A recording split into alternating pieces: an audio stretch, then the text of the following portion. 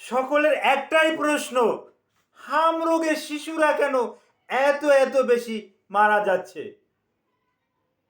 আমি নিজেও পেপার পত্রিকায় পড়ি, দেখি যে প্রতিনিয়ত হাম রোগে বিভিন্ন হসপিটালে, বাংলাদেশের আনাচে কানাচে যত হসপিটাল আছে, ঢাকা সহ বিভাগীয় শহরে যত বড় বড় হসপিটাল আছে, ক্লিনিক আছে, ওখান থেকে প্রতিদিনই মৃত্যুর সংবাদ শুনতে পাই। শিশুরা মারা যাচ্ছে, হাম রোগে মারা যাচ্ছে। তো এই হাম রোগে কেন মারা যাচ্ছে? হাম রোগটা তো আগেও ছিল, 50 বছর আগেও ছিল, 20 বছর আগেও ছিল, 30 বছর আগেও ছিল, এখনো আছে, ভবিষ্যতেও এই হাম রোগটা থাকবে। এটা একটা ভাইরাস জনিত রোগ, রুবেলা ভাইরাস দিয়া এই হাম রোগটা হয়ে থাকে। এটা সম্পূর্ণরূপে ছোঁয়াচে রোগ, আর ভাইরাসের অ্যাগেনস্টে কোনো একটা অ্যান্টিবায়োটিক নাই, কোনো একটা ঔষধ নাই। তবে হ্যাঁ, কিছু ভ্যাকসিন পাওয়া যায়, আর রুবেলা ভাইরাসের অ্যাগেনস্টেও ভ্যাকসিন আছে।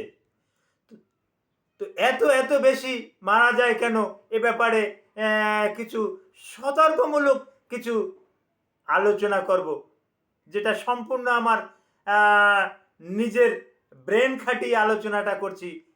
আলোচনাটি শুনুন। আসসালামু আলাইকুম রহমতুল্লাহি ওবারাকাতুহু। আমি ডাক্তার মীর শহীদুল ইসলাম, আমার চেম্বার শুভেচ্ছা 255, ঐতিহ্যবাহী শেখঘাট, সিলেট।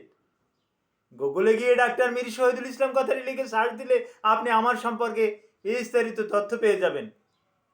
দর্শক শ্রোতা, আলোচনা করব হামে কেন এত এত বেশি শিশুরা মারা যাচ্ছে ডে বাই ডে, এবং ডে বাই ডে হামের রোগীর সংখ্যা বাড়তেছে, কমতেছে না। কেন এত বাড়তে আছে, এটার যুক্তিসঙ্গত কারণ দেখাবো।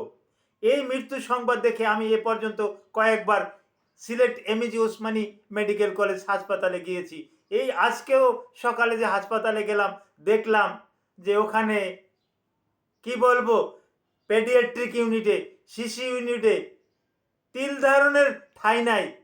কথাটা কতটা গুরুত্ব সহকারে বলছি, তিল ধারণের ঠাঁই নাই। রুগী 2 দিনের বাচ্চা, 3 দিনের বাচ্চা, 1 বছরের শিশু, 2 বছরের শিশু, 4 বছরের শিশু, 5 বছরের শিশু, এ আসতেই আছে, কোনো রকমের কোনো নাই, আসতে আছে। আসার পর হ্যাঁ, যতগুলো সিট আছে সিটগুলো হাউসফুল। তারপর কি করবে, রুগী ফ্লোরে আছে, ফ্লোরিং করতে আছে, ফ্লোরেও শিশু রুগীরা হাউসফুল। এর ফাঁক দিয়ে যে আমি একটু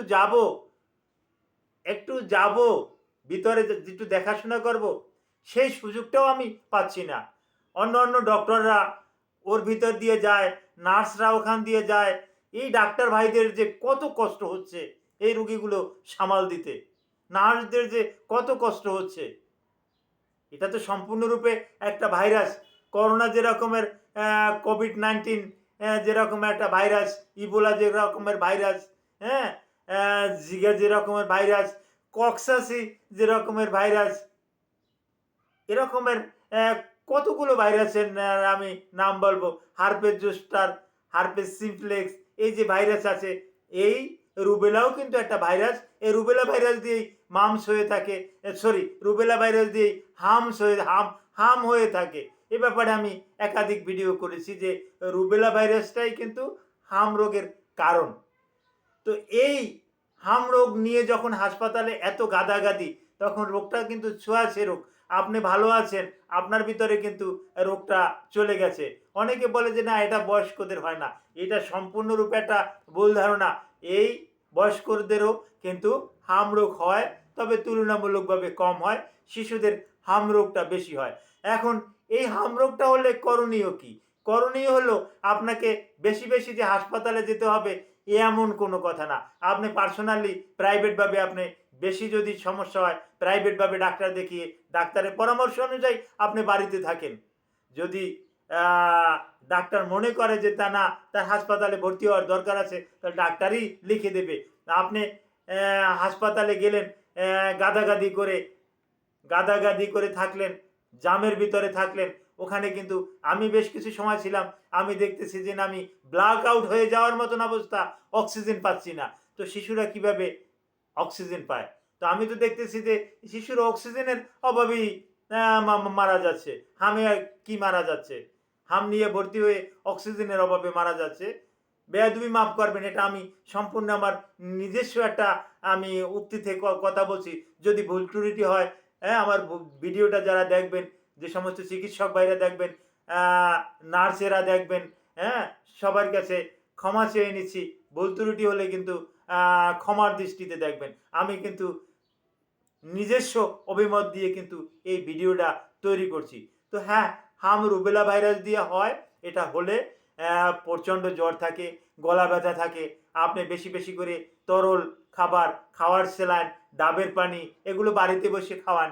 হ্যাঁ, 4 দিন 5 দিন পর যদি প্রচণ্ড জ্বর আসে, তাহলে একজন ডাক্তারের সাথে আলোচনা করে আপনি বাড়িতেই শিশুটাকে আপনি ওই প্যারাসিটামল দিন, কারণ এর কোনো অ্যান্টিবায়োটিক নাই। যদি প্রয়োজন মনে হয় অ্যান্টিহিস্টামিন দেওয়া যেতে পারে ডাক্তারের সাথে আলোচনা সাপেক্ষে। Thank you all.